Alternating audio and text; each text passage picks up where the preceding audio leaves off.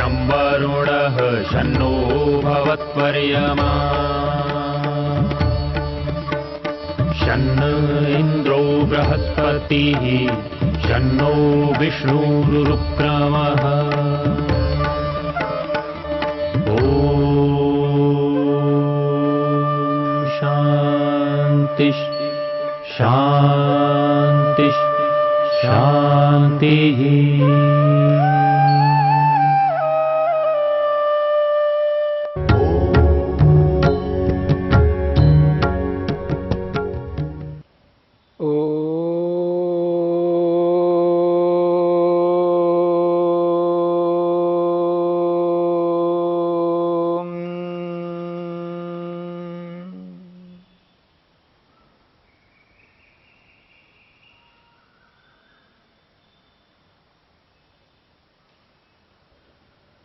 योग में मन के विचार,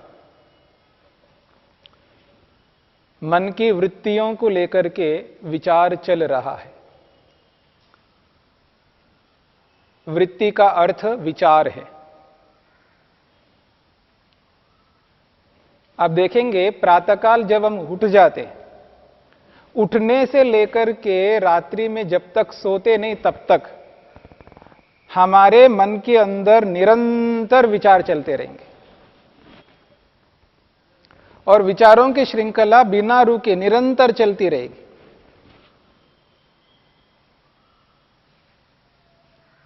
हां, यह अलग बात है, रात्रि में जब सोते हैं, सोते समय भी विचार चलते हैं, वे अलग प्रकार के विचार होंगे। उसकी चर्चा मैं बाद में आपके सामने रखूंगा। परंतु जो जागृत अवस्था में मन के अंदर जो निरंतर विचार चल रहे होंगे, वो विचार दो प्रकार के हैं, एक सुविचार के रूप में और कुविचार के रूप में। सुविचारों को सुविचार इसलिए कहते हैं जिनसे आत्मा को सुख मिलता है, और कुविचारों को इसलिए कुविचार कहते हैं जिससे आत्मा को दुख मिलता है। आखिर ये सुविचार है क्या और ये कुविचार क्या है? विचार तो विचार होते हैं, परंतु जब हम सोच रहे होते हैं, मन में जो सोच, जो विचार चल रहा होता है, उस विचार में एक अलग भाव है जिसको आप कह सकते हैं प्रेम का भाव, दया का भाव, करुणा का भाव। जो विचार हम मन में करते हैं, या तो हम जड़ वस्तु को ध्यान में रखते हुए विचार करेंगे। संसार में जितने भी जड़ पदार्थ हैं, उन जड़ पदार्थों को ध्यान में रख करके उस जड़ पदार्थ से संबंधित मन में विचार उत्पन्न करेंगे, या चेतन वस्तु से संबंधी विचार उत्पन्न करेंगे।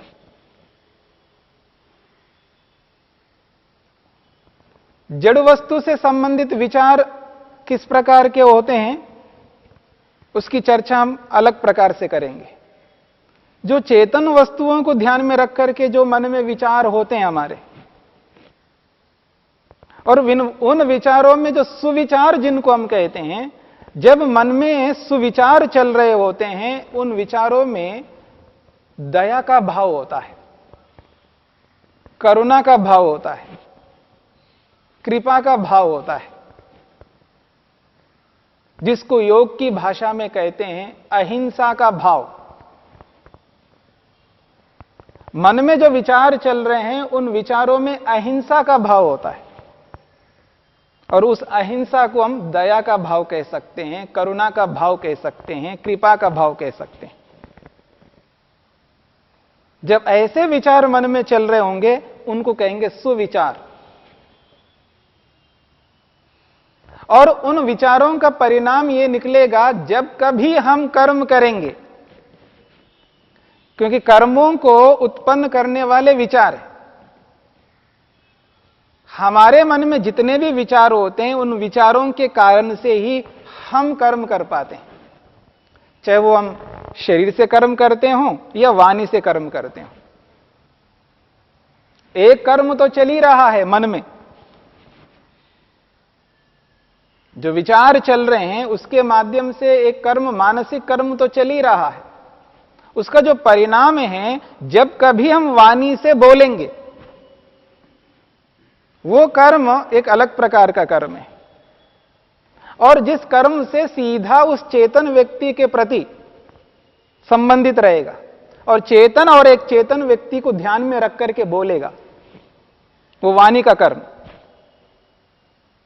उस कर्म से सामने वाले व्यक्ति को सुख मिल सकता है यदि वो सुविचार होगा मन में। सुविचार से प्रेरित होकर के जब वाणी निकलती है, उस वाणी से सामने वाले व्यक्ति को सुख मिल सकता है। इसी का नाम है अहिंसा का भाव। अहिंसा के विचार मन में जो चलेंगे, इसी को सुविचार कहते हैं। परंतु मनुष्य एक ही प्रकार का निरंतर सोच नहीं रखता मन में। उसके जो मन में विचार चलते हैं वो एक ही प्रकार के विचार नहीं चलते हैं। ऐसा नहीं है वो प्रातःकाल उठ करके जब अहिंसा के विचार मन में लाता है, दया का भाव, करुणा का भाव, प्रेम का भाव, कृपा का भाव जब मन में लाता है, वो निरंतर रात्रि में जब तक नहीं सोता तब तक ऐसे ही भाव मन में होते हों, ऐसा कभी नहीं होता। विचारों में परिवर्तन होता रहता है, निरंतर सुविचार नहीं रहेंगे। और जब मन में कुविचार चलने लगते हैं, कुविचार इसलिए उसको कुविचार कहते हैं, हिंसा का भाव है।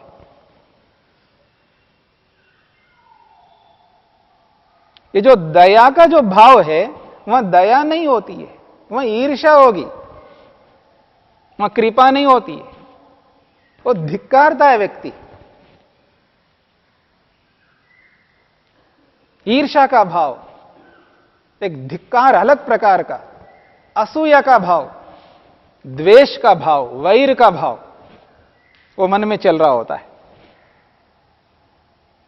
और जब तक मन में वो जो वैर का भाव रहेगा, द्वेष का भाव रहेगा, जब वो वाणी से बोलेगा तो ऐसा ही बोलेगा जिससे सामने वाले को दुख मिलेगा, यानी सामने वाले को कभी अच्छा नहीं लगेगा उसकी वाणी को सुन करके। तो कुविचार और सुविचार, अहिंसा का भाव यदि मन में चल रहा है तो समझ लेना सुविचार चल रहे हैं, और हिंसा का भाव चल रहा है तो समझ लेना कुविचार चल रहे हैं।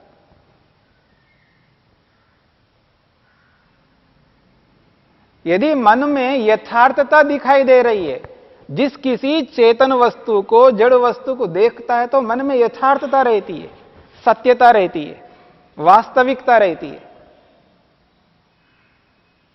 उसका जो सोच है वो सत्य से ओतप्रोत रहेगा, उसका विचार सत्य से युक्त रहेंगे, तो समझ लेना वो सुविचार है।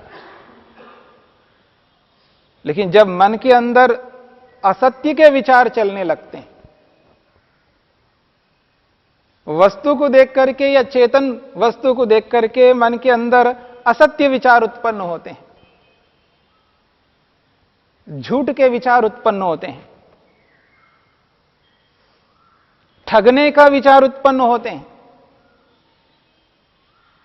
भ्रांति युक्त विचार उत्पन्न होते हैं, तो समझ लेना ये कुविचार है। एक ओर अहिंसा के विचार और दूसरी ओर हिंसा के विचार, एक ओर सत्य के विचार, एक ओर असत्य के विचार, एक ओर निर्लिप्त है, सोना पड़ा है तो भी वो मिट्टी समझता है उसको, यानी सोने से क्या मेरे को मतलब नहीं चाहिए क्योंकि वो मेरा नहीं है। दूसरे के द्रव्य को वो मिट्टी के समान समझता है, यानी वो अस्तेय का भाव मन के अंदर चल रहे होते हैं, चोरी न करने के भाव मन में चलते हैं। मेरे को क्या करना उसका, वो कितनी कीमती हो, चाहे वो धन हो, चाहे वो जमीन हो, चाहे वो कुछ भी हो, मेरे को नहीं चाहिए। उसके मन के अंदर जो भाव चल रहे होते हैं वो अस्तेय के भाव चल रहे होते हैं, और एक और मन के अंदर स्तेय के भाव, चोरी करने के भाव चल रहे होते हैं। उसको लेने के भाव पैदा हो रहे हैं। दिखने वाली वस्तु को लेने के भाव तो पैदा होते ही हैं। जो वस्तुएं दिख नहीं रही हैं, जो चीजें सामने नहीं हैं, उनके लिए भी लेने के भाव कहां रखा होगा इसने? क्या होगा इसके पास? उसको देखने की इच्छा, उसको लेने की इच्छा, ये जो भाव जब मन के अंदर पैदा होते हैं तो समझ लेना ये कुविचार है, क्योंकि वो अस्तेय नहीं है, वो स्तेय है। चोरी करने के भाव मन के अंदर पैदा हो रहे हैं। एक और मन के अंदर एक संयम का भाव रहता है, जिसको ब्रह्मचर्य कहते हैं। उसकी जो दृष्टि होती है, मन की दृष्टि होती है, देखने का जो भाव होता है, उसमें एक संयम होता है। यथार्थ देखना चाहता है उसको। ब्रह्मचर्य का पालन चल रहा होता है मन के अंदर। और एक और दृष्टि ऐसी होती है जो हानिकारक है, जिसमें असंयम रहता है। वो देखने का भाव गलत है, व्यभिचार का भाव चल रहा है मन के अंदर, वही कुविचार है।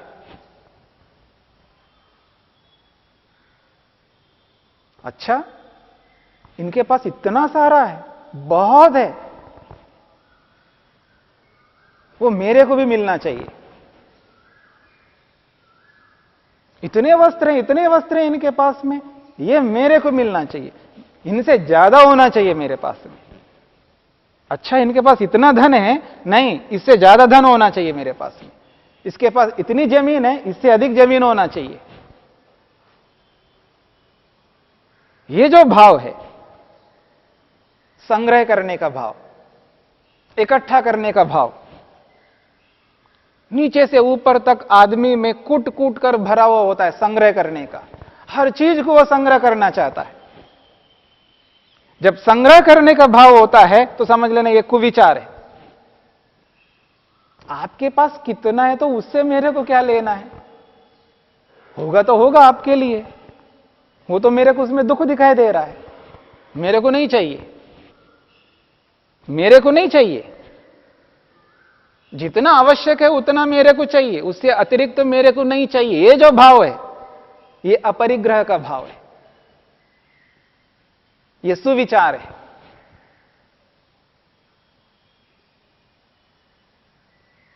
तो सुविचार में अपरिग्रह का भाव रहेगा, कुविचार में परिग्रह का भाव रहेगा।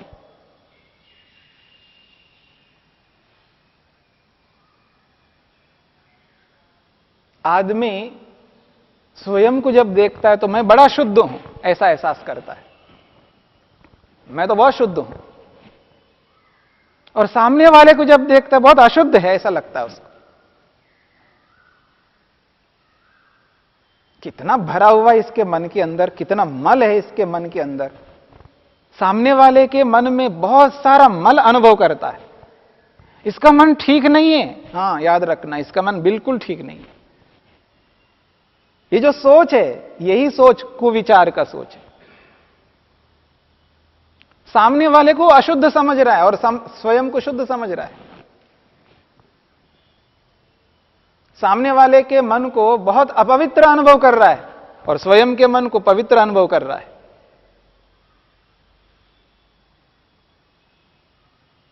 जब अशुद्धि का भाव मन में रहता है सामने वाले के प्रति, तो समझ लेना यह कुविचार है।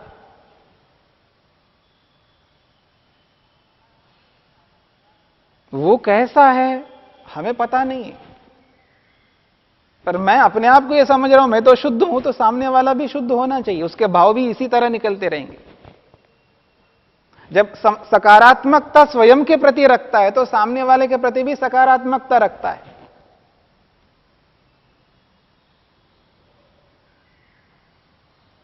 तो संतोष का भाव भी होना चाहिए। सामने वालों को देख करके संतोष करना है तो सुविचार माना जाएगा। यदि सामने वाले को देख करके असंतोष करने लगेंगे तो कुविचार हो जाएगा।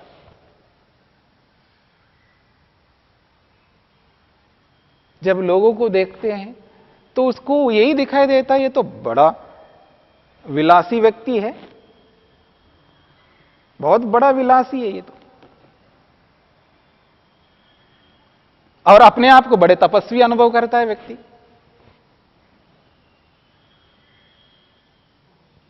दूसरों को भी तप दिखाई, दूसरों के व्यवहार को देख करके उनका भी तप हमें दिखाई देना चाहिए।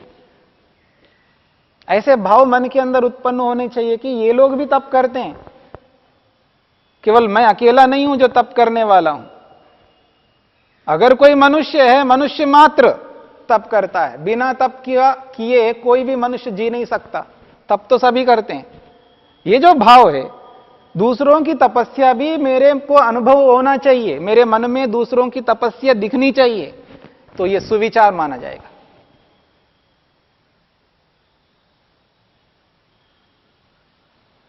जब व्यक्ति अपने आप को देखता है तो अपने आप को बड़ा पंडित समझता है, बहुत अधिक जानकार अनुभव करता है। ऐसा उसको लगता है दुनिया में मैं ही अकेला हूं जो स्वाध्याय करने वाला हूं।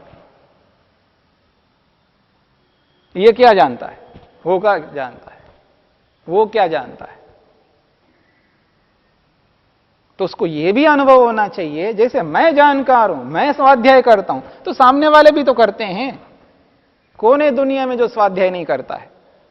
स्वाध्याय करने के ढंग अलग अलग हो सकते हैं,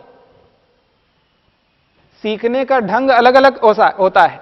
केवल पोथियां पढ़ने मात्र से कोई सीखते नहीं है, पोथियों को पढ़ने से भी सीखते हैं, उसके अतिरिक्त और भी सीखने के माध्यम है। बिना पोथी पढ़े, बिना पुस्तक पढ़े भी दूसरों को देख करके भी सीखा जा सकता है। तो यह विचार जब मन के अंदर आता है कि हां ये भी जानकार हैं, ऐसा जब भाव मन में रहेगा तो समझ लेना सुविचार है। और मैं जानकार हूं, सामने वाला जानकार नहीं है, वो तो मूर्ख है, उसको कुछ आता नहीं है, कुछ पता नहीं है इस व्यक्ति को, तो समझ लेना वो कुविचार है।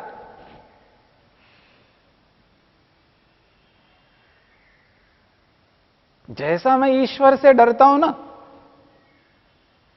मैं भी ईश्वर से डरता हूं, तो सामने वाला भी डरता है। ऐसा नहीं मैं अकेला हूं ईश्वर से डरने वाला हूं, डर तो सबको लगता है डर। तो मैं भी ईश्वर से डरता हूं तो सामने वाला भी ईश्वर से डरता है। और जब ईश्वर का डर रहता है तो समझ लेना कि मैं ईश्वर प्रणिधान करता हूं, यानी ईश्वर की आज्ञा मेरे सामने है, अनुशासन मेरे सामने है। जब अनुशासन सामने रहता है तो अनुशासन को ध्यान में रखते हुए व्यक्ति डरता है।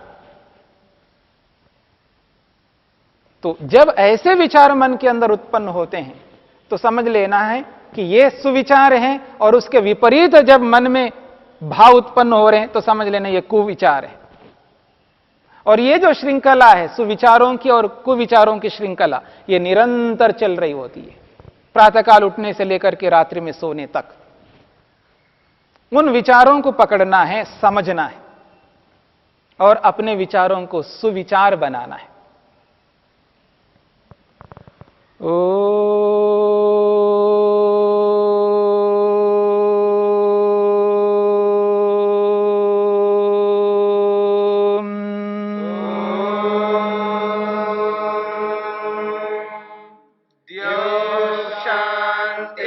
शांतिरंतरिक्षं शांतिर्पृथिवी शांतिरापः शांतिरोषधयः शांतिः वनस्पतयः शांतिर्विश्वे देवा शांतिर्ब्रह्म शांति सर्वं शांति शांतिरेव शांति क्षमा शांतिरेधि।